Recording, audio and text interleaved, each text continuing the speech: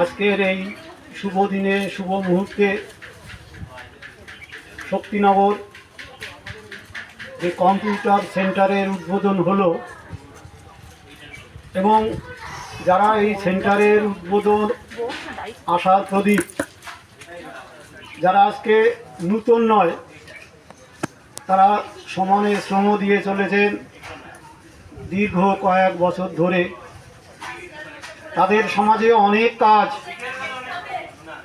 কতগুলো ছেলে এবং কিছু মেয়ে, এরা একসঙ্গে সংগঠিত হয়ে সমাজের সেবার জন্য যে কাজ করে চলেছে, ওদের যদি শুধু ধন্যবাদ জানাই তাহলে হয়তো অনেক কম হয়ে যাবে, ওদের ছোট করা হবে।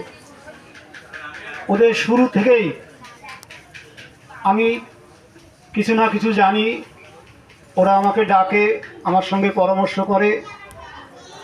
আমি শুধু অবাক হয়ে যাই, এই ছোট ছোট ছেলেরা এরা যে এত বড় একটা দায়িত্ব নিয়ে সমাজে কাজ করে চলেছে। একটু আগে ডক্টর আশিস হীরা বলেছেন, আমি সেটাকে আরও বেশি করে বলতে চাই যে দীর্ঘ করোনাকালে মানুষ যখন ঘরের বাইরে বেরোতে পারেনি, ওরা দীর্ঘ কয়েক মাস ধরে 65 থেকে 66 জন মানুষের প্রতিদিনকার খাবার ব্যবস্থা ওরা করেছে।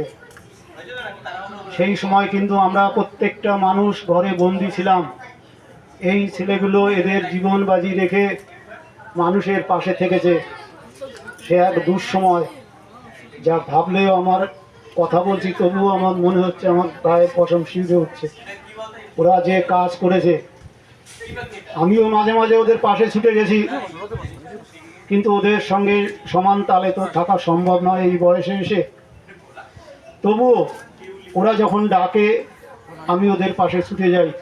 শুধু যে ওই কাজ করেছে তা নয়, এই সমাজের যে সমস্ত ছেলেমেয়েরা মাধ্যমিক, উচ্চ মাধ্যমিক পরীক্ষা দেয়, পরীক্ষার পর তাদের আলোর দিশা দেখানোর জন্য ওরা বিভিন্ন দিকের বিশিষ্ট ব্যক্তিদের ডেকে এনে তাদের দিয়ে তাদের ক্লাস করায়, যে পরবর্তীতে এই সব ছেলেমেয়েরা কে কোন দিকটা বেছে নেবে, কার পক্ষে কোন দিকটা ভালো, কে ডাক্তার হবে, কে ইঞ্জিনিয়ার হবে, কে আইএস হবে, কে আইপিএস হবে, কে ডব্লিউবিসিএস হবে, সেই সমস্ত কাজের দিশা ওরা দেখায়।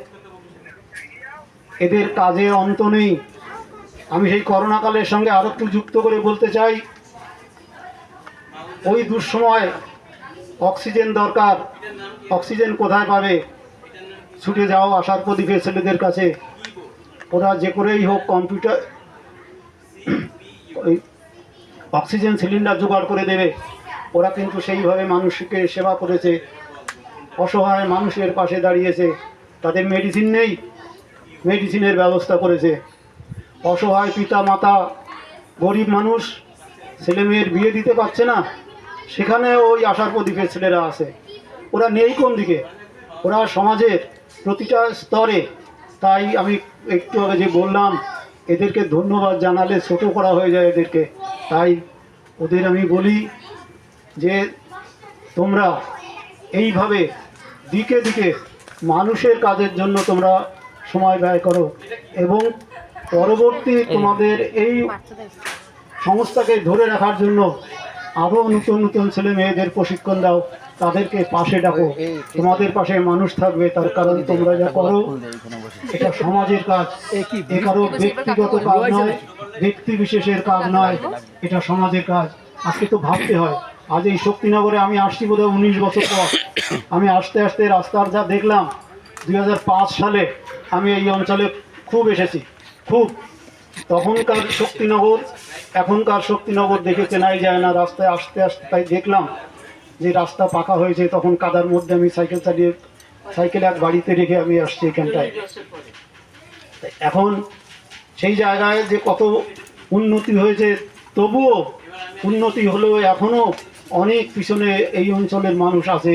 তাদের মধ্যে এই আশার প্রদীপ যে আশার আলো জ্বালিয়ে দিয়েছে, প্রদীপ জ্বালিয়ে দিয়েছে, এটা সত্যিকারে এই পরিস্থিতিতে প্রত্যেকটা মানুষের, আমি মনে করি এই জায়গার মানুষ তাদের সবাই এসে তাদের সহযোগিতা করার দরকার। এই কারণেই যে এই অঞ্চলে যে সমস্ত ছেলেমেয়েরা উঠে আসবে তাদের জীবনের একটা দিশা দেখানোর জন্য ওরা আজকে এই জায়গায় এসে ওরা এই সেন্টারটা খুলেছে, যা এই অঞ্চলের ছেলে মেয়েদের একটা আলোর দিশা দেখাবে।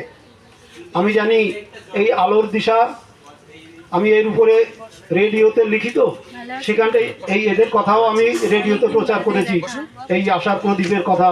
কারণ এরা এই যেটা করছে এ হয়তো একদিন রেডিওতে টেলিকাস্ট হবে, যেটা যারা রেডিও শোনে তারা শুনতে হবে, কারণ ওই কাজটা করি। যেমন আজ সকালে এই আলোর দিশা নিয়ে আমি একটা লেখা সকালবেলা আজকে রেডিওতে সেটা প্রচার হয়েছে। গতকাল সেখানে তখনও আমি একটা লেখা পাঠিয়েছিলাম, সেটাও প্রচার হয়েছে। তা আমিও এদের পাশাপাশি, আমার শক্তি নেই কিন্তু যেটুকু আমার কলমে করায় সেটুকু আমি করি, ওদের যেভাবে সাহায্য করতে পারি তাই করি।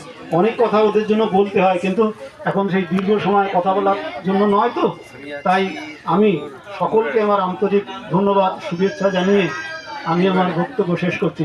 এই শেষ করার আগেও একটা কথা বলি, এই সংগঠনের এরা যারা আছে এদের তো সকলকে ধন্যবাদ জানাই। আর এইখানে আমার আছে, ও লজ্জা পায় তবু আমি বলি, প্রফুল্ল মজুমদার, ও কিন্তু আমার ছোটোবেলার স্কুলমেট।